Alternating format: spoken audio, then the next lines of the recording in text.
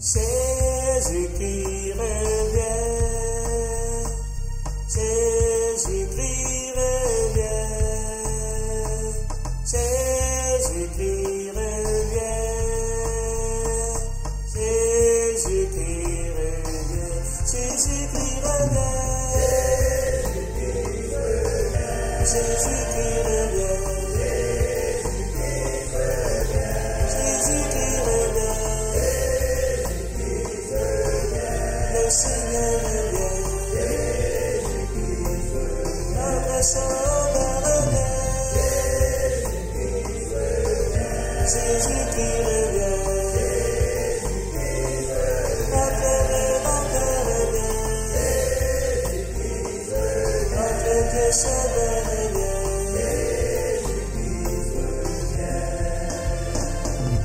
Jésus qui est vivant, c'est lui qui rachète toute sa création.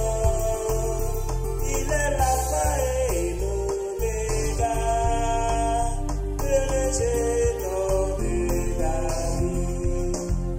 Jésus qui est la parole de Dieu, qui nous donne la vie éternelle, qui nous accorde la grâce de Dieu, la grâce qui n'est pas immersible.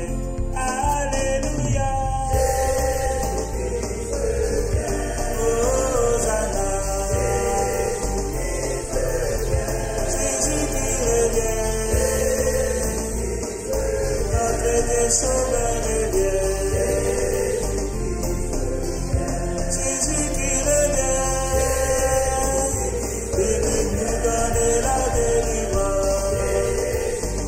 C'est en lui nous avons la paix, la grâce ineffable céleste. Jésus qui revient, notre Sauveur revient, et notre Rédempteur revient, et notre Sauveur revient. Jésus qui revient, mon frère, et nous parle de la grâce de Dieu. Jésus qui nous tend la main à l'évangile de Dieu. En lui nous sommes rachetés. Jésus qui nous accorde la délivrance. En lui nous avons la rémission de tous nos péchés à jamais. Jésus qui revient. Jésus qui revient. Notre Dieu Sauveur. Jésus qui revient. Oui, mon Dieu revient. Notre Créateur revient. Le Dieu Tout-Puissant revient. Jésus qui est la parole de Dieu. En lui nous sommes délivrés.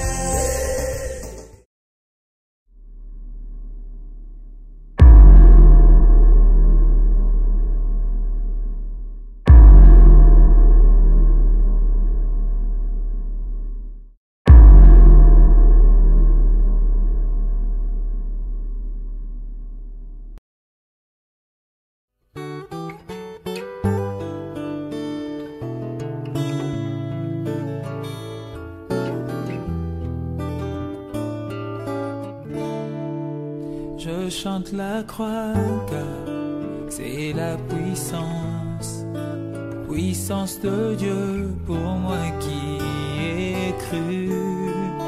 Chose impossible, mais Dieu l'a fait. Il a condamné le péché dans la chair. Je chante la croix car c'est la puissance, puissance de Dieu pour moi qui ai cru. chose impossible, mais Dieu l'a fait. Il a condamné le péché dans la chair. Chose impossible pour tout humain. Par Adam j'étais esclave du péché. Il a fait et m'a libéré. Lui seul a pu m'affranchir du péché. Chose impossible pour tout humain. Par Adam j'étais esclave du péché. Il a fait et m'a libéré. Lui seul a pu m'affranchir du péché. Alléluia. Oh, oh, oh. Alléluia. Personne n'est juste, même pas un seul. C'est ce que disait la loi quant aux humains. Mais par la croix, je suis sanctifié. Alléluia. Justifié par l'offrande du corps de Jésus. Et je suis saint, enfant du royaume, libre d'entrer dans le lieu très saint. Plus de rituels, plus de sang de bouc. Mon Père a pourvu à tout ce qu'il fallait. Alléluia. Chose impossible pour tout humain. Par Adam j'étais esclave du péché. Il a fait. Nous sommes là particulièrement donc rendus à une autre partie maintenant et nous sommes donc rendus vers l'an 1200 donc par rapport à un pape qui s'appelle Innocent III et qui évidemment est un des pires papes qui n'a jamais existé. Rappelez-vous son nom, Innocent III. Voyez, Innocent III. Donc il s'est arrogé particulièrement donc les titres de vicaire de Christ. Et donc il s'est nommé lui-même le vicaire de Christ, le remplaçant de Christ sur la terre, le vicaire de Dieu et le souverain suprême de l'Église et du monde. Donc, Innocent III, il en a mis, je dirais, à l'intérieur, évidemment, donc, de son panier, tant qu'il a voulu. Il a revendiqué aussi le droit de déposer, c'est-à-dire d'enlever, d'ôter, je dirais, des princes ou des rois, des gouverneurs. Donc, c'est lui qui décidait, il faisait la pluie et le beau temps, par rapport même au gouvernement de cette époque-là. Là, on parle, évidemment, donc, des années environ, du début des années 1200. Et il a proclamé, écoutez bien ce qu'il a proclamé, Innocent III, il a proclamé que toute chose sur terre, dans le ciel et dans l'enfer sont soumises au vicaire de Jésus-Christ, c'est-à-dire à lui. Toutes choses, c'est ces paroles mêmes, toutes choses sur la terre, dans le ciel, et ça nous rappelle quoi? Évidemment les paroles de Jésus qui a dit « tout pouvoir » m'a été donné dans le ciel et sur la terre. Eh bien, il s'est pris pour le Christ, véritablement. Donc, ce pape-là, Innocent III, toutes choses, je cite, sur terre, dans le ciel, dans l'enfer, sont soumises au vicaire de Jésus-Christ. Donc, il est égal. Donc, il est quasiment divin, le pape Innocent III. Il a amené, donc, l'Église au pouvoir suprême au-dessus de l'État. Au-dessus, donc, des gouvernements. Et il a réussi à soumettre, je dirais, à lui-même, les rois, plusieurs rois, les rois d'Allemagne, les rois de France, les rois d'Angleterre, et presque, je dirais, tous les dirigeants d'Europe, les monarques d'Europe, se sont pliés à sa volonté. Innocent III. Il est parvenu même, donc, à vaincre l'Empire byzantin. donc du côté donc de Constantinople, là-bas, et jamais, je dirais jamais, dans l'histoire, un seul homme n'avait exercé autant de pouvoir. Rappelez-vous, Innocent III, donc un pouvoir quasiment divin. Et je vais vous donner juste une de ses citations. Il a déclaré, le successeur de l'apôtre Pierre ne peut jamais et d'aucune manière s'éloigner de la foi catholique. Vous voyez? Et quand vous voyez le pape actuel, vous voyez, est-ce qu'il y en a un qui s'éloigne, je dirais, qui n'a jamais été aussi loin de la foi biblique, vous voyez, eh bien, c'est bien le pape que nous avons actuellement. Mais lui, un de ses premiers papes, Innocent III, a dit que le successeur de Pierre, c'est ce qu'ils disent, que tous les papes ont été des successeurs de Pierre, eh bien, le successeur de Pierre ne peut jamais et d'aucune manière s'éloigner de la foi catholique. Et c'est lui qui a jeté, donc, aussi les bases de ce qu'on a appelé l'infaillibilité papale. C'est-à-dire que le pape ne peut jamais se tromper lorsqu'il proclame un dogme officiel de l'Église. Donc, c'est lui qui a posé les bases de ce qu'on appelait l'infaillibilité papale. C'est lui qui a ordonné, on va le voir tout à l'heure, lorsqu'on va entrer dans les croisades, il a ordonné 2 croisades. Hein, lui-même, lui tout seul, donc, ce pape Innocent III. Et il a décrété, donc, ce fameux, je dirais, ce fameux dogme catholique qu'on appelle, ce que vous voyez, donc, sur la diapo, le décret de la transsubstantiation. C'est-à-dire que lorsque le prêtre, lors de la messe, lève l'hostie, à un certain moment donné, durant la messe, il y a ce morceau de pain devient donc véritablement le corps de Christ. Vous voyez, c'est la raison pour laquelle il va toujours dire, les prêtres le disent, voici l'agneau de Dieu. Vous voyez, et les gens, quand ils s'avancent, croient donc manger l'agneau de Dieu. On leur fait croire que, par des paroles tordues des Écritures, celui qui mange mon corps et qui boit mon sang aura la vie éternelle. Et les catholiques croient donc en venant en avant. Donc, c'est vrai qu'on leur a enlevé pendant des siècles le vin. Il y a juste le pape qui picole, donc qui lui prend un bon petit coup, vous voyez. Mais donc, on leur a enlevé le sang de Jésus. Mais c'est pas grave. Et les catholiques donc croient, je dirais, qu'en venant prendre l'hostie, eh bien, ils croient qu'ils mangent tout ça, donc le corps de Christ, et qu'ils ont la vie éternelle comme cela. Et comme cela, dans l'Église catholique, il y a beaucoup de mensonges. Depuis, donc, le baptême des enfants, avec les gouttes d'eau, on fait d'eux des chrétiens. La messe est un mensonge.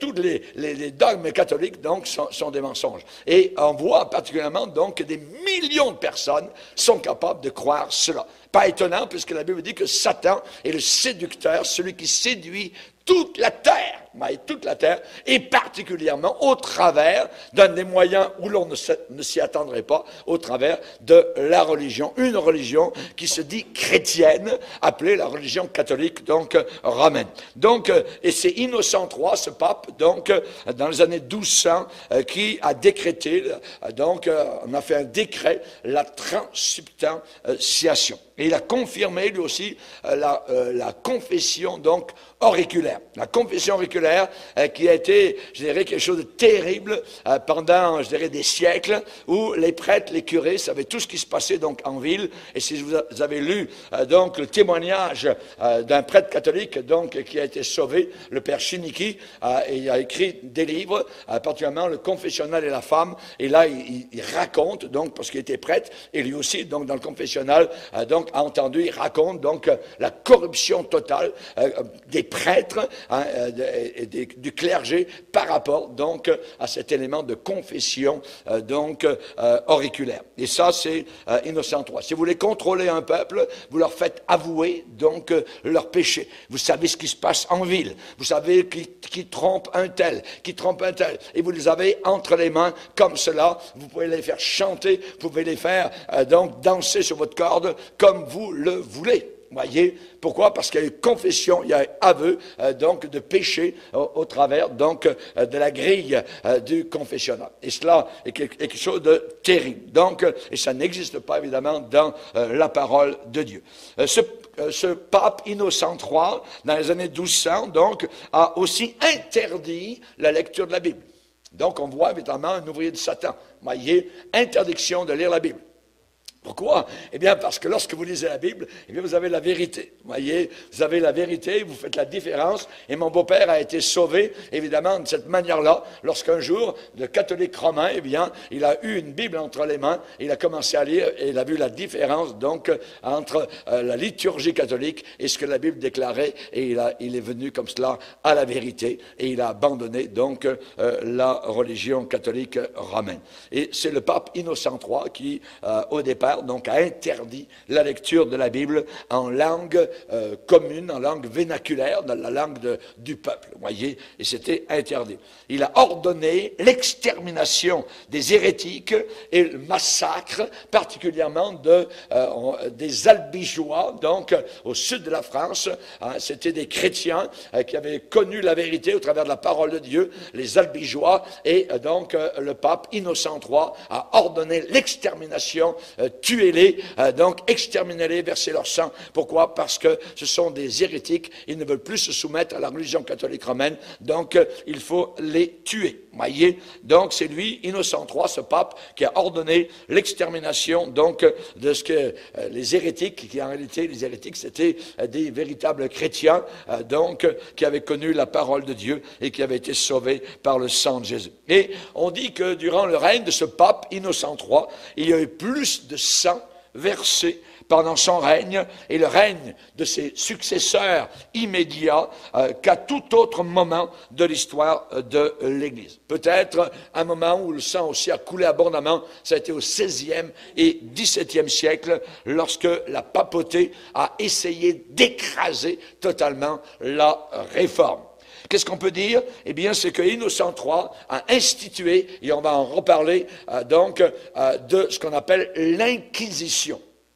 L'Inquisition, c'est donc un tribunal religieux où pour la moindre affaire, eh bien, vous êtes tué, vous êtes écartelé, vous êtes l'Inquisition a fait des milliers, des millions de morts, voyez, et cela par la papauté catholique. Et les papes ne sont jamais repentis de cela. N'oubliez jamais cela, voyez.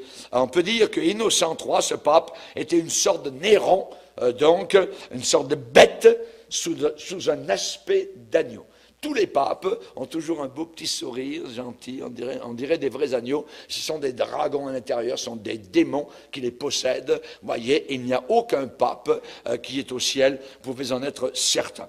Et là donc, avec Innocent III, qu'est-ce qu'on arrive à quoi? On arrive à l'apogée du pouvoir des papes. Ça a été un sommet donc que le pouvoir papal a atteint au travers de ce pape Innocent III, qui a été le plus puissant, on dirait, de tous les papes. Ensuite, il y a eu un autre pape, qui s'est appelé Boniface VIII. Boniface VIII, donc, il a tout un beau petit caractère, vous voyez, d'après ce qu'on en voit. Hein. Et lui, il a déclaré, c'est un autre pape, il a déclaré que le salut n'existe pas en dehors de l'Église catholique romaine.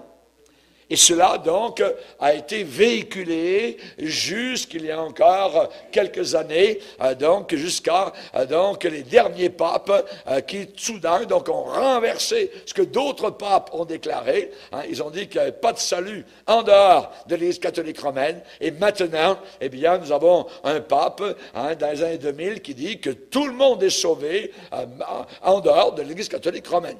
Voyez, il suffit d'être sincère dans sa religion. Imaginez Jésus sur la terre en train de dire, vous voyez, vous les Juifs, continuez votre religion, et vous là-bas, continuez à adorer Baal, et vous là-bas, continuez à adorer Astarté, et puis tout va aller bien, puis vous allez aller dans la maison de mon Père. Jamais de la vie, voyez, jamais de la vie, voyez. Donc nous voyons, évidemment, nous avons affaire à un système totalement corrompu. Aujourd'hui, comment être sauvé selon l'Église catholique romaine?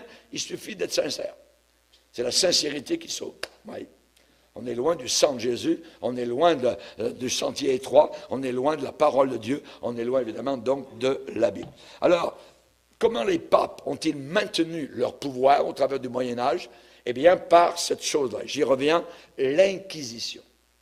L'Inquisition, donc, ça vient de inquire, qui veut dire poser des questions, demander, chercher. On dirait, c'était à cette époque-là le FBI.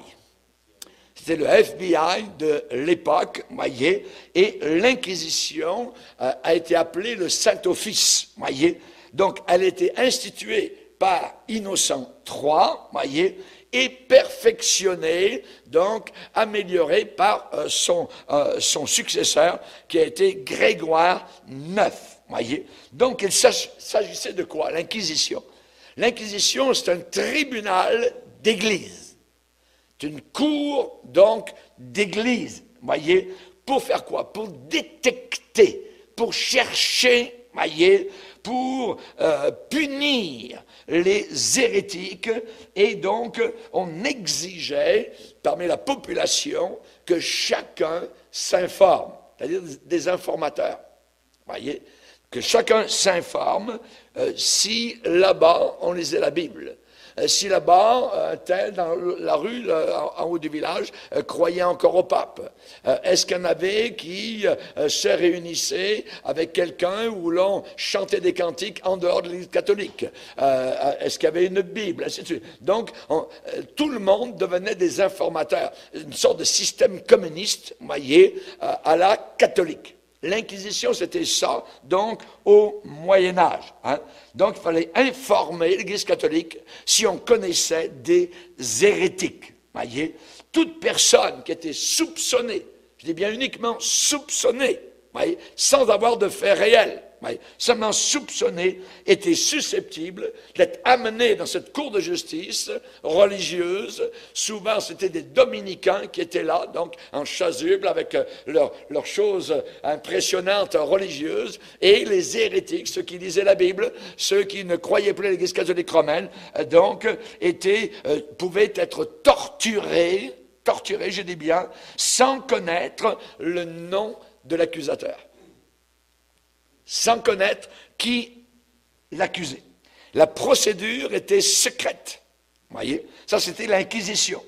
Donc, l'inquisiteur, c'est-à-dire celui qui dominait ce tribunal religieux, voyez, l'inquisiteur prononçait la sentence et livrait la victime aux autorités civiles, puisqu'ils marchaient ensemble, puisque le pape dominait les gouvernements. On livrait donc l'hérétique, hein, celui qui lisait la Bible, hein, aux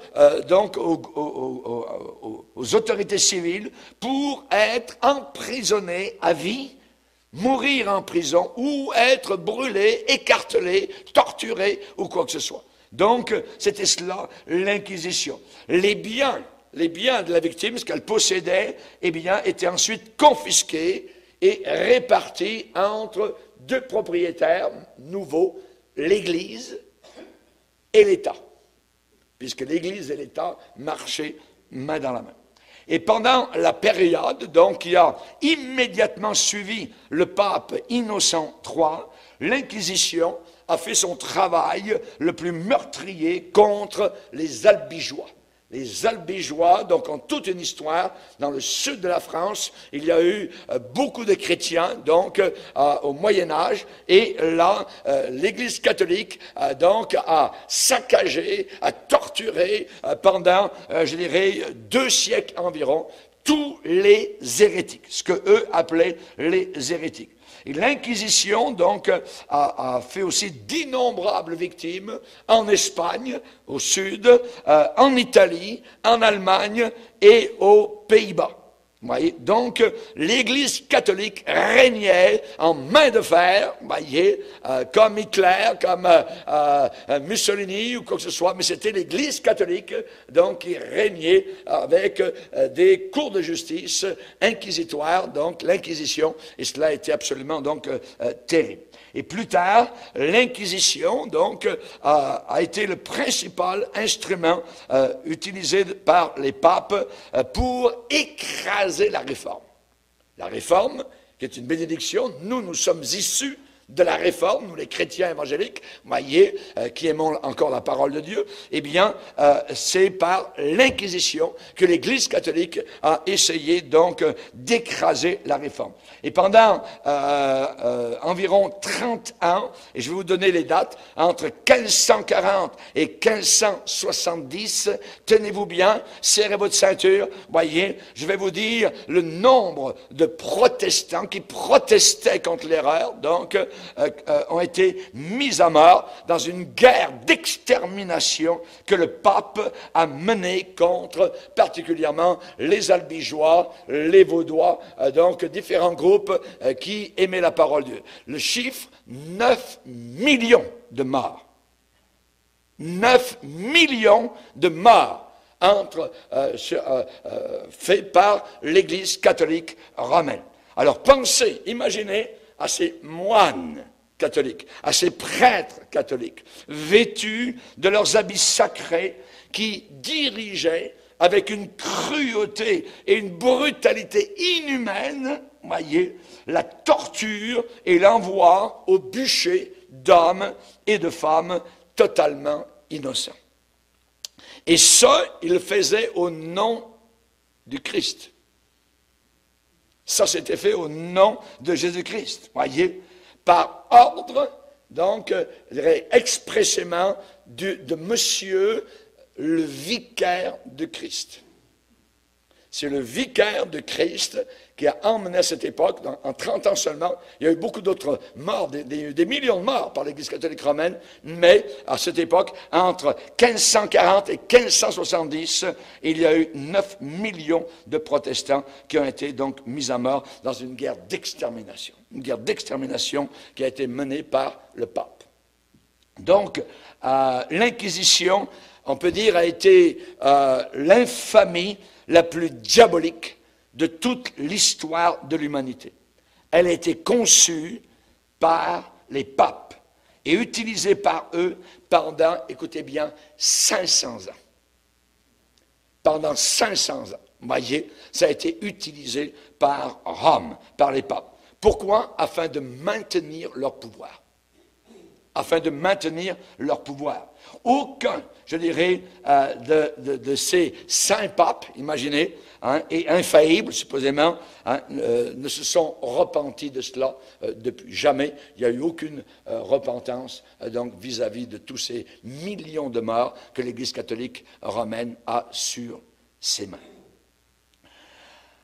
Un peu plus tard, donc, avec Boniface VIII, il y a eu, après le début du déclin de la papauté, et dans sa bulle, donc une bulle papale, une bulle c'est un décret, c'est-à-dire c'est un décret, quelque chose qui est écrit, donc ça s'appelle une bulle, B-U-2-L-E, papale, donc c'est un projet, une constatation, un dogme qui est donné par le pape. Et là, donc ce pape Boniface VIII, qui a régné de 1294 à 1303, donc a écrit une bulle très connue, Unam Sanctam, et il déclare, nous déclarons, nous affirmons, nous précisons et prononçons qu'il est tout à fait nécessaire pour le salut de chaque créature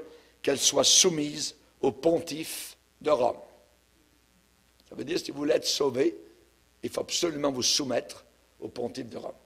Et si vous ne voulez pas vous soumettre, clic-clac, on vous étire, on vous torture, on vous brûle, on vous met en prison, voyez. Et j'ai vu dans un musée, dans la cité de Carcassonne, au sud de la France, le musée de l'Inquisition, un des musées, c'est abominable. C'est abominable. On a encore les instruments de torture qui sont là, les chaises sur lesquelles, donc, les gens, parfois tout nus, étaient placés avec des pics, on les asseyait, on les poussait, on les étirait, il y avait les mains qui étaient posées, et là, donc, les dominicains, les moines, ainsi de suite, donc, fermaient et enfonçaient les mains, donc, dans des pics qui étaient dessous, pour que les gens, donc, reconnaissent l'autorité du pape. Parfois, on les écartelait, on mettait des chevaux d'un côté, les chevaux de l'autre, on tirait les bras, les jambes, c'était abominable. Et j'ai passé toute une après-midi dans ce musée, donc des choses qui se sont passées. Et je me rappelle, il y avait un livre qui était, où les gens pouvaient donner leur appréciation de leur visite du musée. Et je me rappelle être passé derrière une personne catholique et j'ai regardé ce qu'elle avait écrit. Et la personne catholique avait écrit, à partir d'aujourd'hui, je ne suis plus du tout fier d'être catholique romain. À cause de toutes ces choses, évidemment, donc, qui se sont passées au nom du Seigneur Jésus-Christ. Et cela, évidemment, est quelque chose d'absolument terrible. Et on sait particulièrement que ce pape, Boniface VIII, évidemment, lui-même était tellement corrompu, pourri, sale, impur, voyez, qu'un écrivain qui s'appelait Dante, voyez, Dante, qui avait visité Rome pendant que lui était pape à Rome, il a appelé le Vatican un manteau de corruption. Un manteau Dante, voyez. Et il a déclaré, donc dans ce qu'il a écrit, parce que c'était un écrivain, il a déclaré que les papes étaient assignés aux régions les plus basses de l'enfer. Aux régions les plus basses de l'enfer, voyez. Dans une œuvre qu'il a écrite, qui est connue, vous pouvez lire, vous pouvez l'acheter en librairie, s'appelle La Divine Comédie. La Divine Comédie, voyez, de Dante. Et là-dedans, il raconte tout ce qu'il avait à Rome, la pourriture, la saleté, donc la corruption, cette Église catholique romaine. Et donc, ce que nous voyons, c'est que durant le Moyen-Âge, il va y avoir ce qu'on appelle les croisades. Les croisades. Il va y avoir 9 expéditions militaires, imaginez, au nom du Christ. Des expéditions militaires chrétiennes, supposément, qui vont partir de l'Europe de l'Ouest pour aller à pied, à cheval, en bateau, au Moyen-Orient, pour descendre là-bas, pour essayer de libérer la Palestine des musulmans. Parce qu'à cette époque-là, les musulmans donc s'étaient emparés de Jérusalem et du Saint-Sépulcre, c'est-à-dire le lieu supposément où Jésus donc avait été enterré. Et certains croisés, donc on appelle ça les croisés, ceux qui partirent, des centaines de milliers, voyez. Et il y en a eu 9 expéditions. Et on va voir, c'est les papes donc qui demandaient d'aller donc tuer les Juifs, les musulmans, pour reprendre au nom du Christ les lieux saints, donc là-bas en Palestine. Et ils ont fait la guerre, donc au nom du Christ. Ils ont tué, ils ont versé du sang de façon inimaginable. Les croisades, on appelle ça les croisades. Au travers de tout le Moyen-Âge, il y en a eu environ 9, voyez. Et donc, les Arabes, à cette époque-là, étaient maîtres de la Palestine depuis plusieurs siècles. Et jusqu'à présent, ils se montraient assez tolérants pour les chrétiens, supposément chrétiens. Et ils laissaient donc les fidèles qui pouvaient venir en pèlerinage sans aucune tracasserie visiter donc le Saint-Sépulcre. Hein. Et ce qui est arrivé, c'est que en 1053, les Turcs, qui est une race guerrière, les Turcs ont toujours été une race guerrière, ils ont pris la tête du monde musulman. Les Turcs ont pris la tête du monde musulman, exactement comme aujourd'hui, l'Iran veut prendre la tête du monde musulman. Eh bien, à cette époque-là, c'était les Turcs, voyez. Et les Turcs se sont emparés de Jérusalem et ont maltraité les supposés chrétiens, catholiques, et ont menacé bientôt l'Europe d'une redoutable invasion. Donc, ils ont dit, on va aller vous envahir là-bas en Europe. On est au Moyen-Âge. Vous voyez comment aujourd'hui les choses reviennent, voyez. Donc, ce qui est arrivé, c'est que à la fin, je dirais, de l'Ancien siècle, là on est rendu à peu près vers l'an 1100, eh bien, le pape Urbain II a convoqué en France, à Clermont-Ferrand, dans le Massif central, il a convoqué donc un grand synode.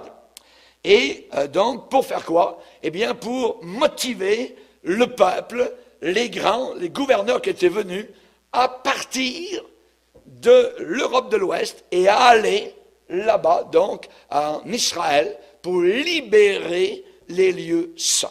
Faire la guerre. Oui, faire la guerre, simplement. Donc, et on a promis à ceux qui participeraient aux croisades des indulgences ecclésiastiques. C'est-à-dire que vous alliez avoir des indulgences pour vos péchés, ainsi de suite. Vous voyez, ils n'étaient pas mieux que les musulmans d'aujourd'hui, hein, où l'on promet évidemment donc une meilleure place au ciel si vous envahissez donc les pays occidentaux. Hein, et les musulmans promettent, eux, des vierges avec des ébats sexuels au ciel. Donc, mais à cette époque-là, l'Église catholique promettait aussi. Promettait des indulgences, donc il y avait des indulgences plénières, des indulgences moindres, mais il y avait des indulgences si vous alliez vous battre et tuer donc des gens là-bas en Israël. Et aussi, si vous alliez vous battre, eh bien, vous seriez à votre retour exempt d'impôts.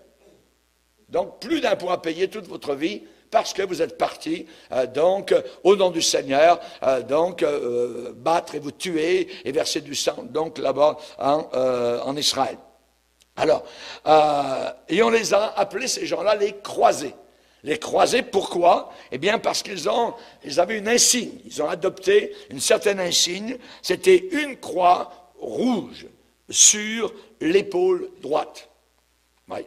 Donc, on les appelait les croisés. Au nom de la croix, au nom du Christ, vous voyez, ils sont donc partis. Alors la première croisade, n'oubliez pas que ça provient d'un pape. C'est d'un pape, c'est Urbain, donc II, au concile de Clermont.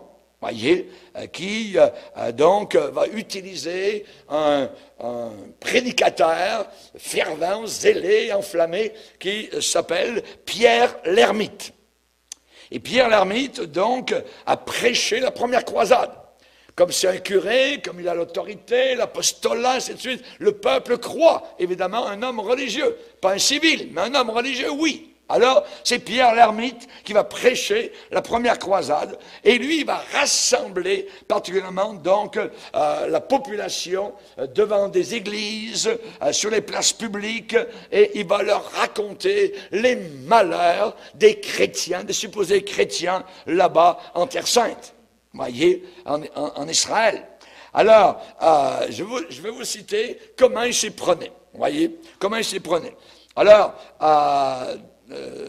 dans les chroniques, par exemple, il est déclaré comment on faisait appel aux gens pour partir en croisade. Donc, il y a eu un grand concile qui a été célébré, je le répète, à Clermont-Ferrand, en Auvergne. C'est là le départ de toutes les croisades. Et le pape Urbain II était là, accompagné d'évêques, de cardinaux, qui a présidé cela. Et ce concile a été remarquable. Pourquoi? Parce qu'il y a eu à ce concile des Français qui étaient là, des Allemands étaient là, des évêques, des princes, des gouverneurs, tout ça. Et donc, Monsieur le Pape, le Seigneur Pape, est sorti sur une grande place à Clermont-Ferrand. Et là, sur la place publique, il a donc, je dirais, harangué le peuple qui était là. Il y avait des milliers de personnes qui étaient réunies. Pourquoi? Parce qu'il n'y avait aucun édifice qui pouvait contenir une aussi grande foule qui était venue de partout de l'Europe. Et le pape s'est adressé à eux de manière persuasive. Voyez, avec beaucoup de charme oratoire. Et je vais vous donner, donc je dirais un petit peu une partie de sa prédication de ce pape à Clermont-Ferrand lorsqu'il demande aux gens de partir en croisade là-bas en Terre Sainte. Peuple de France, peuple d'au-delà des monts, peuple aimé et choisi par Dieu, vous vous distinguez entre toutes les nations par la situation de votre pays, par la foi catholique et par l'honneur de la Sainte Église. C'est à vous que notre discours s'adresse. De tristes nouvelles nous arrivent du territoire de Jérusalem et de la ville de Constantinople. un peuple du royaume de Perse, un peuple maudit, un peuple étranger, un peuple éloigné de Dieu, a envahi les terres de ces chrétiens, les a dépeuplés par le fer, le brigandage et le feu, a renversé de fond en comble les églises de Dieu, ou les a livrés au rite de leur religion. L'Empire grec a été déjà mutilé par eux et privé de ses moyens. À qui donc revient la tâche d'exercer la vengeance, d'arracher ces terres, sinon à vous, auquel Dieu a donné plus qu'à d'autres nations la gloire militaire, le courage moral, l'agilité corporelle, la capacité d'abaisser le sommet de la tête de ceux qui vous résistent? Puissiez-vous être poussés à la vaillance par les hauts faits de vos prédécesseurs, par la piété et la grandeur du roi Charlemagne et de son fils Louis, et de vous autres rois qui ont détruit des royaumes turcs et y ont élargi les frontières de la Sainte Église. Pensez surtout au Saint-Sépulcre de notre Seigneur, qui est au pouvoir de peuples impurs, qui souillent sans respect les lieux saints par leurs impuretés. Soldats courageux, descendants de parents invincibles, ne dégénérez pas, mais souvenez-vous des vertus de vos ancêtres. Si l'amour de vos enfants, de vos parents, de vos épouses vous retient, souvenez-vous de ce que notre Seigneur a dit dans l'Évangile. Celui qui aime son père ou sa mère plus que moi n'est pas digne de moi. Et celui qui aime son fils ou sa fille plus que moi n'est pas digne de moi. Engagez-vous donc sur cette voie pour le pardon de vos péchés. Écoutez bien, pour le pardon de vos péchés, sûr de la gloire incorruptible du royaume des cieux. Savez-vous comment le peuple répondait à ça? Ils ont crié tous ensemble. Dieu le veut, Dieu le veut, Dieu le veut. Imaginez, la foule, c'est facile, je dirais, à tourner, et à manipuler. Donc, ça a été le début des croisades. Voyez. Alors, ils sont partis. Au début, ils sont partis, ils ont rassemblé 600 000 guerriers. 600 000 guerriers qui sont partis. Et arrivés là-bas, proche de Jérusalem, il n'était plus que 40 000. De 600 000, il y a eu des batailles tout le long, il y a eu toutes sortes de famines, il y a eu toutes sortes de choses. Voyez. Ensuite, ils sont arrivés, après 3 ans, ils sont arrivés aux portes de Jérusalem. Et finalement, ils ont pris Jérusalem le 15 juillet 1099 à 15 heures. Voyez, les chrétiens ont pénétré, catholiques, ont pénétré dans la ville. Godefroy de Bouillon, tous les croisés admiraient son courage. Voyez, il a été élu roi de Jérusalem. C'est un Français, voyez, qui a été élu roi de Jérusalem. On lui a offert une couronne d'or. Mais ce héros a refusé en disant « À Dieu ne plaise que je porte une couronne d'or ou Jésus mon maître a porté une couronne d'épines. » Et il ne voulut d'autre titre que celui de protecteur du Saint-Sépulcre. Et ensuite, ils sont repartis. Ils ont pris le bateau, voyez, après avoir pris Jérusalem, voyez, la plupart des chevaliers sont embarqués pour la France. Et ce petit royaume de Jérusalem, donc, restait bien faible, au milieu de puissants ennemis qui étaient tout autour. Voyez, ce monde musulman. Donc, et pour essayer de défendre cette petite région, il y a 2 ordres religieux et militaires qui ont été institués. Les hospitaliers et les templiers. Donc, les hospitaliers et les templiers ont été 2 ordres catholiques romains qui ont été institués là au Moyen-Âge, là-bas, à partir de Jérusalem, pour protéger supposément tout ce qui avait été gagné sur les musulmans. Donc, pour faire l'histoire courte, donc il va y avoir une 2e croisade, il faut que je passe vite, qui a été donc prêchée, c'est toujours un prédicateur, ça a été Bernard de Clairvaux qui a prêché la 2e croisade. Ensuite, ça a été plus ou moins un échec. Il y a eu 40 ans plus tard, ils sont revenus, tout ça. 40 ans plus tard, il y a eu une 3e croisade, conduite par Frédéric Barberousse, vous voyez, Philippe Auguste et Richard Cœur de Lion. Donc, la France, l'Angleterre et l'Allemagne, sont mis ensemble pour faire la 3e croisade, vous voyez. Ensuite, il y a eu la 4e croisade, 10 ans plus tard. Il y a eu la 5e croisade croisade, 13 ans plus tard. Pendant ce temps-là, on a attaqué les Albigeois, donc en même temps dans le sud de la France. Il y a eu la 6e croisade qui a été ordonnée par un autre pape, Honorius III. Il y a eu la 7e croisade, donc avec particulièrement ce qu'on appelait Saint-Louis. Vous voyez, Saint-Louis, donc, était supposément un homme bon, tout ça, ça a été un échec, ça a été totalement inefficace. Il a été fait prisonnier par les musulmans là-bas. Finalement, ils l'ont rendu à la liberté. On l'appelle Saint-Louis. Donc, il a participé à la 7e croisade. Il a participé plus tard à la 8e croisade. Et finalement, il est mort devant Tunis, particulièrement, donc, en Tunisie, à cause de la lèpre. Donc, et il a expiré donc dans l'année 1270. Il a voulu donc devant les murailles de Tunis, il a demandé qu'on mette de la poussière sous son lit, donc des cendres, et il est mort comme cela en prononçant donc le psaume 23.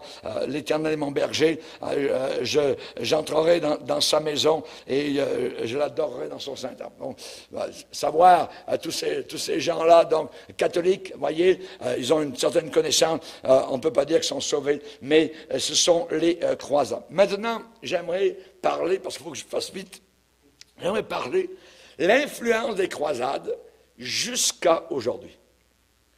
Tout d'abord, ce qui s'est passé, c'est que les musulmans n'ont jamais oublié ce que les chrétiens d'Europe ont fait là-bas, donc durant tout le Moyen-Âge, où ils ont tué, donc dès là où ils ont versé du sang, et à leurs yeux, eux, ne font pas la différence avec les véritables chrétiens, donc évangéliques, et les catholiques. Les catholiques disent qu'ils sont chrétiens. Et les musulmans, donc pour eux, tous les catholiques sont chrétiens. Le monde occidental est chrétien. Avec les homosexuels, avec tout ce qu'on peut voir, avec tout ça. Pour eux, c'est chrétien. Vous voyez, avec toutes les idoles et ainsi de suite. Donc, ils se rappellent de ça. Et évidemment, eux, ils ont une vengeance vis-à-vis de l'Occident par rapport aussi aux croisades. Et on sait particulièrement donc que les papes, finalement, au bout de...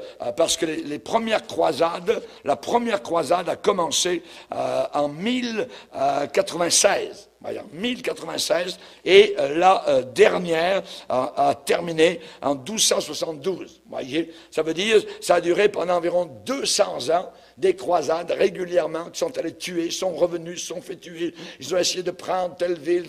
Ça a été, je n'irai pas dans les détails. Donc, et là, évidemment, nous voyons que des siècles plus tard, les musulmans, donc, ont une vengeance vis-à-vis de ce sang qui a été versé par des chrétiens. À leurs yeux, ce sont les chrétiens qui ont tué leurs ancêtres là-bas. Maintenant, ce que j'aimerais parler maintenant, particulièrement, ce qui nous intéresse à nous, c'est l'influence des croisades sur les Juifs. L'influence des croisades sur les Juifs, voyez, et leur compréhension de la Bible. Parce que les croisés, quand ils sont allés là-bas, ils ont tué pêle-mêle autant les Juifs, autant les musulmans, et même ceux qui se disaient chrétiens. Oui, parce qu'ils n'appartenaient pas, parce qu'ils faisaient partie du royaume d'Orient et qui ne se soumettaient pas au pape de Rome. Donc, eux, ça a été une boucherie donc inimaginable.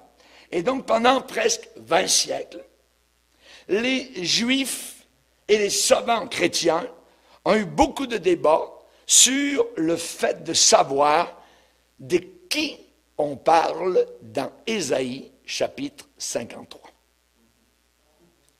Vous connaissez Ésaïe 53? Amen. On va juste en lire quelques versets. Ésaïe 53. Maintenant, on peut prendre le passage à partir de Ésaïe 52, verset 13. Ésaïe 52, verset 13. Il est dit, voici mon serviteur prospérera. Notez, mon serviteur prospérera. Il montera, il s'élèvera bien haut. De même qu'il a été pour plusieurs un sujet d'effroi, tant son visage était défiguré, tant son aspect différait de celui des fils de l'homme. De même, il sera pour beaucoup de peuples un sujet de joie. Devant lui, des rois fermeront la bouche, car ils verront ce qui ne leur avait point été raconté. Ils apprendront ce qu'ils n'avaient point entendu. Qui a cru à ce qui nous était annoncé? Qui a reconnu le bras de l'Éternel? Et ensuite, il y a une description. Donc, il s'est élevé devant lui, devant le Père, comme une faible plante, comme un rejeton qui sort d'une terre desséchée. Il n'avait ni beauté ni éclat pour attirer nos regards. Ensuite, méprisé, abandonné, ainsi de suite. Verset 5, mais il était blessé pour nos péchés, brisé pour nos iniquités. Le châtiment qui nous donne la paix est tombé sur lui, et c'est par ses meurtrissures que nous sommes guéris. Verset 7, il a été maltraité, opprimé, il n'a point ouvert la bouche, semblable à un agneau qu'on mène à la boucherie, à une brebis muette devant ceux qui l'attendent, il n'a point ouvert la bouche. OK? L'influence des croisades sur les Juifs. Oui. Maintenant, de qui Ésaïe parlait-il? Est-ce que Ésaïe parlait de lui-même? Est-ce que Ésaïe était en train de décrire Israël? Est-ce que Ésaïe était en train de décrire le Messie? Voyez? Donc, est-ce que Ésaïe parlait d'Israël souffrant innocemment pour les nations du monde? Ce qui est cru aujourd'hui. Maintenant, vous connaissez le Nouveau Testament. Les Juifs ne croient pas au Nouveau Testament. Mais nous croyons à l'Ancien et au Nouveau. Et dans le Nouveau Testament, il y a un dialogue entre un eunuque éthiopien et l'évangéliste Philippe. L'eunuque est sur son char, il est en train de lire la Bible, et il est en train de lire Ésaïe 53. Et là, Philippe est à côté du char. Question de l'Éthiopien. Hey, je te prie, s'il te plaît, de qui le prophète parle-t-il ainsi? Est-ce de lui-même, Ésaïe, est-ce qu'Ésaïe parle de lui, ou de quelqu'un d'autre? Ou de quelqu'un d'autre, c'est la question. Et pendant beaucoup de siècles, l'ancienne tradition juive a vu Ésaïe 53 comme étant le portrait du serviteur de Dieu souffrant, le Messie. Même les Juifs ont vu ça pendant des siècles, que Ésaïe 53 parlait du Messie. Écoutez bien ce que je dis. Et jusqu'à ce jour encore, les Juifs, la plupart des Juifs orthodoxes, le voient de cette manière-là. Les Juifs orthodoxes aujourd'hui pensent que Ésaïe 53 parle du Messie. Oui.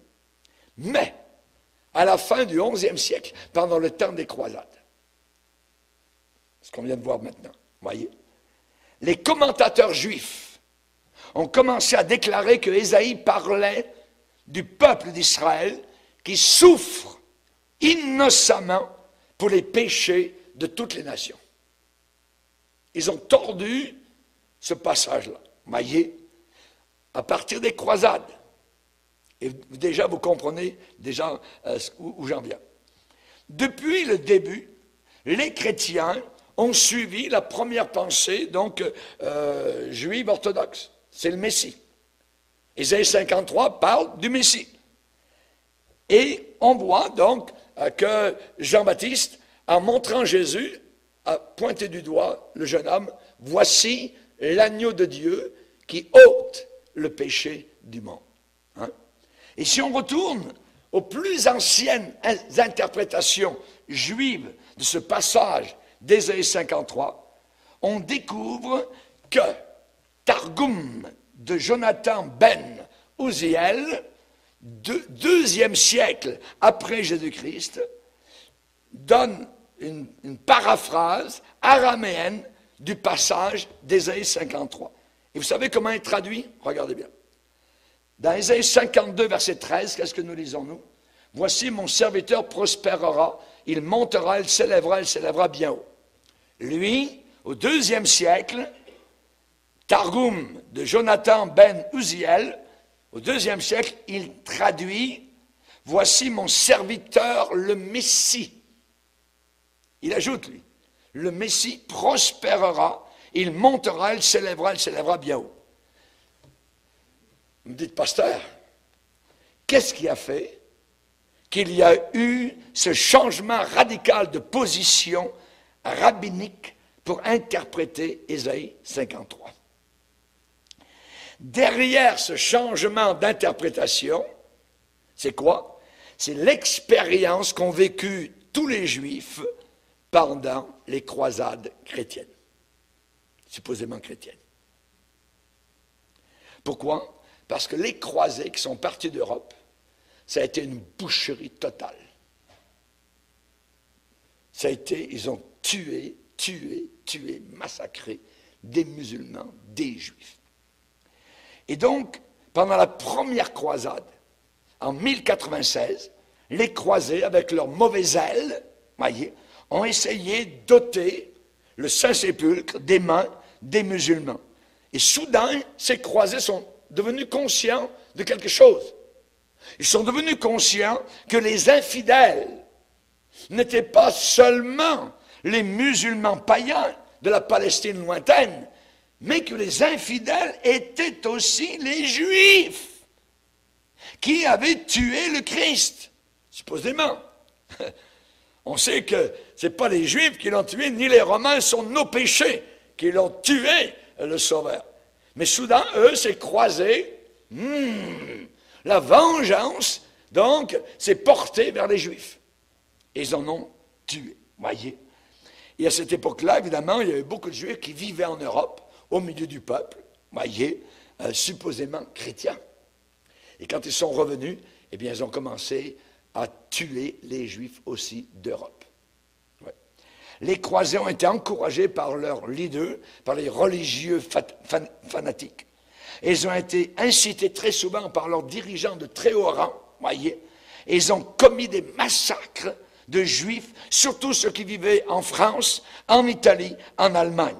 Des milliers de Juifs ont été massacrés, pas seulement là-bas, en Israël, mais en Europe, voyez. Ils ont été massacrés, abattus, comme menés à la boucherie. Leurs synagogues ont été brûlées. Leurs possessions ont été pillées au Moyen-Âge. Et pendant environ 2 siècles du Moyen-Âge, pendant les croisades, ça a été un impact traumatique sur la pensée des Juifs, comparable à leur dernière expérience avec Hitler en Allemagne. Ils ont été traumatisés. Et à partir de ce moment-là, donc, au Moyen-Âge, il y a eu une répulsion, un dégoût, un dédain, une nausée, une antipathie, une aversion, une opposition, donc, à une hostilité contre tout ce que les chrétiens croient et représentent, plus que jamais auparavant. Oui. Et comme les chrétiens, dans leurs disputes fréquentes avec les Juifs, se servaient souvent d'Ésaïe 53, les vrais chrétiens, voyez, pour être un principal argument pour montrer que Jésus était le Messie, les Juifs se sont sentis poussés à réinterpréter cette prophétie d'une telle façon, d'une telle manière qu'ils puissent écraser les arguments des chrétiens. Qu'ils puissent, je dirais, en finir avec cet argument chrétien que Ésaïe 53, c'est le Messie. Ils ont dit non, c'est le peuple d'Israël qui souffre, donc, qui a été emmené à la boucherie, ainsi de suite. Il y a un petit problème, c'est qu'Israël n'a pas souffert pour les péchés du monde entier. Les péchés, vous voyez. Donc c'est une fausse interprétation qui dure jusqu'à aujourd'hui à cause des croisés. Les croisés catholiques romains. Donc à partir de cette époque, la question d'Ésaïe 53 est devenue une polémique surchauffée, donc très émotive. Et une autre raison, je dirais, contraignante, irrésistible et logique pour l'abandon de l'interprétation, je dirais, véritable des Écritures, eh bien, c'est que beaucoup de Juifs sont devenus aussi convaincus que Ésaïe 53 était un argument de masse, massu, qui était convaincant vis-à-vis de la position chrétienne. Et certains Juifs ont été convaincus que c'est vrai, c'est le Messie, c'est Jésus. Donc pour arrêter tout ça, arrêter des conversions véritables vers le christianisme, donc ils ont tordu les Écritures, donc, et en ont fait donc de fausses Écritures, une fausse interprétation. Pendant cette période du Moyen-Âge, puisqu'on est au Moyen-Âge, il y a un érudit juif, Joseph ben Caspi, donc dans les années 1280 à 1340, il a averti, lui, les rabbis juifs, que, et je cite ce qu'il dit, ceux qui commentent ce passage d'Ésaïe 53 sur le Messie donnent une occasion aux hérétiques, aux chrétiens, de l'interpréter comme étant Jésus. Donc, on voit que ça se bat là-dessus, voyez. Et sur cette déclaration, le rabbi Sahadia ibn Daman a déclaré que Dieu lui pardonne de ne pas avoir déclaré la vérité. Il y en a qui savent que c'est le Messie, dans Ésaïe 53. En tout cas, depuis la première croisade, en 1096, ceux qui interprètent les Écritures chez les Juifs ont commencé à enseigner que le serviteur souffrant d'Ésaïe 53 n'était pas le Messie, mais c'était Israël, rejeté, persécuté, souffrant.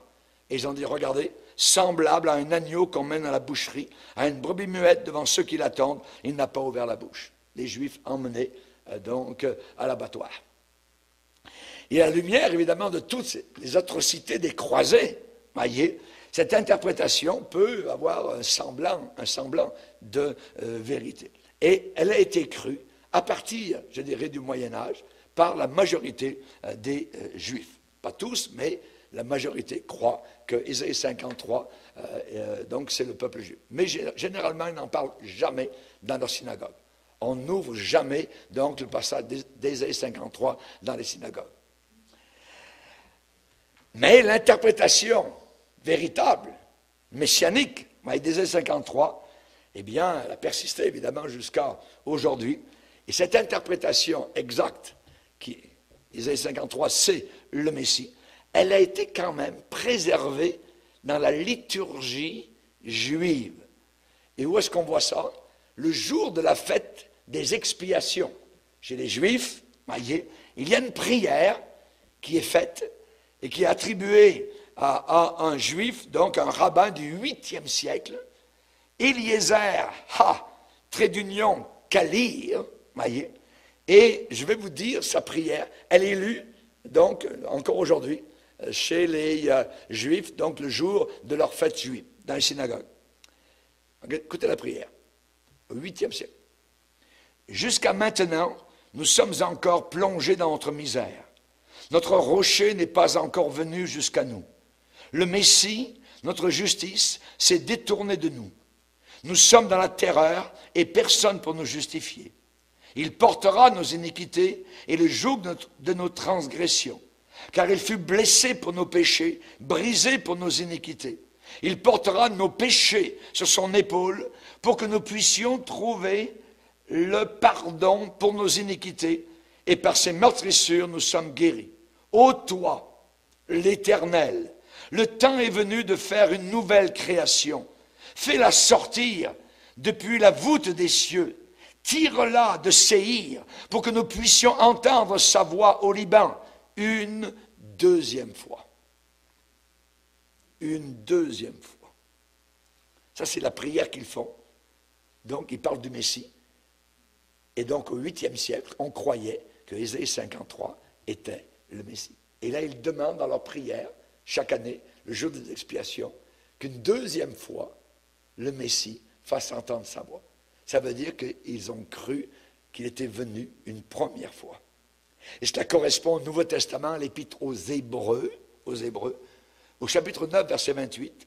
Christ s'est offert une seule fois pour porter les péchés de plusieurs, et il apparaîtra sans péché une deuxième fois à ceux qui l'attendent pour leur salut.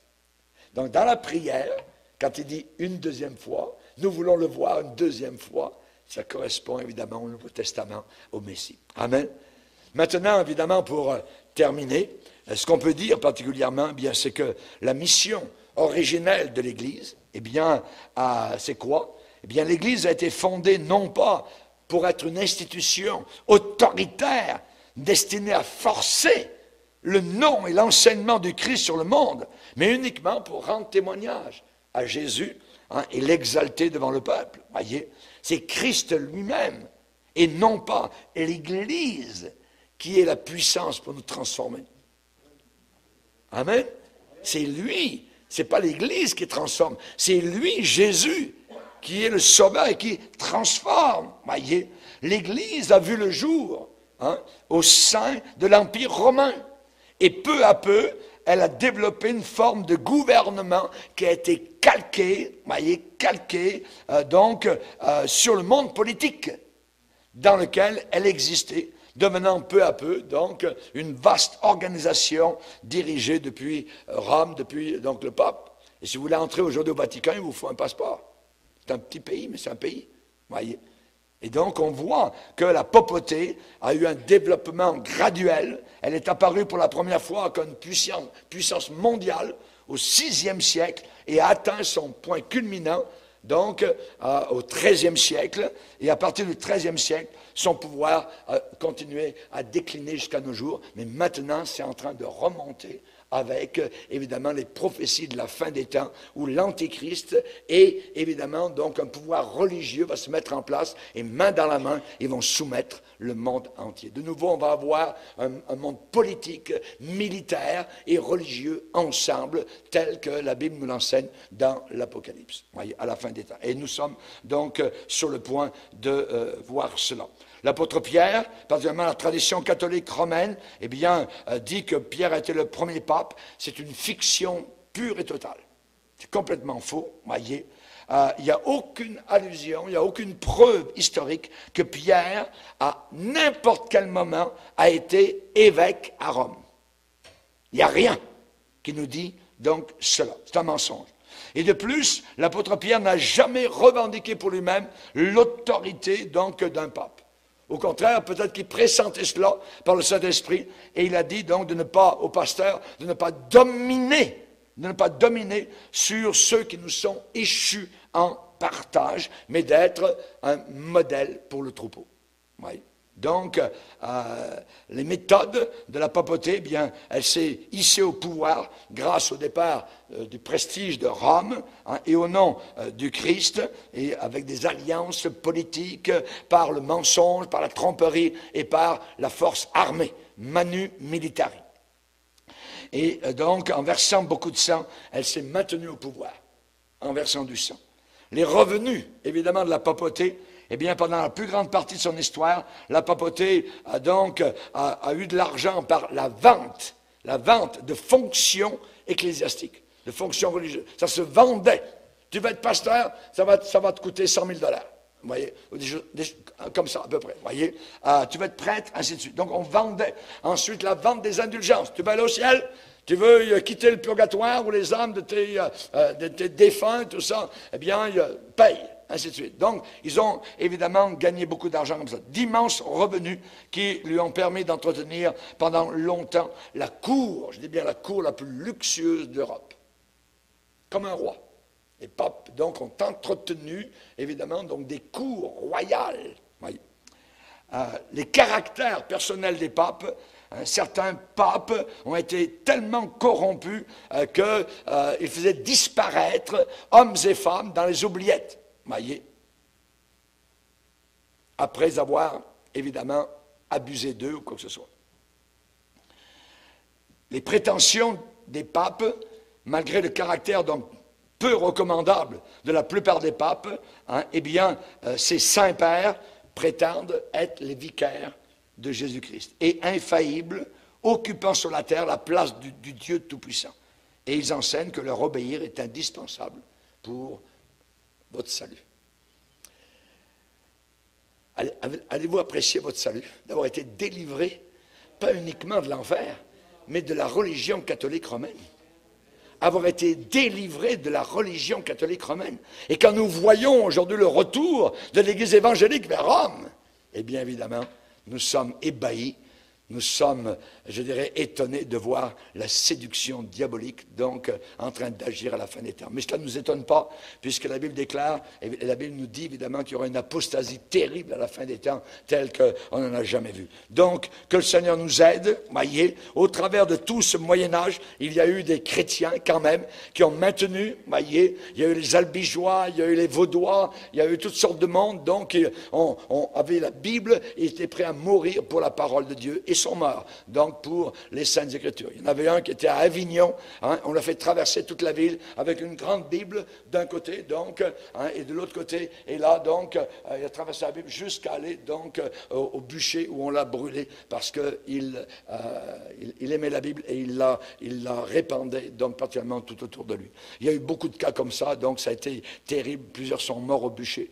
Et nous allons voir, évidemment, donc, dans la prochaine conférence, comment la réforme a eu lieu. Et il y a eu des prêtres catholiques. Donc, si vous prenez particulièrement donc Savonarole à Florence, c'est un prêtre catholique qui a été réveillé, voyez, et qui a évidemment donc prêché. Et il en est mort, le pape l'a tué. Donc, il y a eu Martin Luther en Allemagne, qui était un prêtre catholique, aussi un moine, voyez, qui lui-même a été sauvé par la parole de Dieu. Donc, il y a eu un mouvement, et cela, évidemment, donc, s'est propagé, et on va le voir dans la prochaine conférence, comment la réforme, donc, a commencé, dont nous sommes issus, nous, aujourd'hui, et nous devons remercier ces hommes, ces femmes, ces jeunes gens, ces jeunes filles, donc, qui ont vécu pour le Seigneur, sont morts, ont versé leur sang, parfois, donc, on prenait les enfants directement des bras, hein, des mamans, et ainsi de suite, pour les emmener dans les couvents, pour de nouveau leur laver le cerveau, tout ça, et les faire aller à la messe, ainsi de suite. Donc, et on a l'exemple, on va le voir, de Marie Durand, qui est restée pendant plus de 30 ans dans une prison à Aigues-Mortes, et elle a écrit sur la pierre directement, avec une épingle à cheveux, un seul mot, résister. Résister, résister. Amen. Et nous devons résister jusqu'à la fin. Et si je suis seul à suivre Jésus, je le suivrai, je le suivrai. Amen. Seigneur, nous te bénissons. Nous te demandons de nous aider à comprendre, à réaliser l'histoire, Seigneur, ce qui s'est passé au travers des siècles, pour que nous puissions bien comprendre aujourd'hui encore ce qui est en train d'arriver, comment les prophéties de la Bible se réalisent sous nos yeux, Seigneur. Merci pour ta grâce et nous aider, Seigneur, à te suivre jusqu'à la fin. Nous voulons entendre encore l'écho de ta voix qui nous dit sois fidèle jusqu'à la mort et je te donnerai la couronne de vie. Merci, Seigneur, au nom du Sauveur. Amen. Et tout le peuple dit...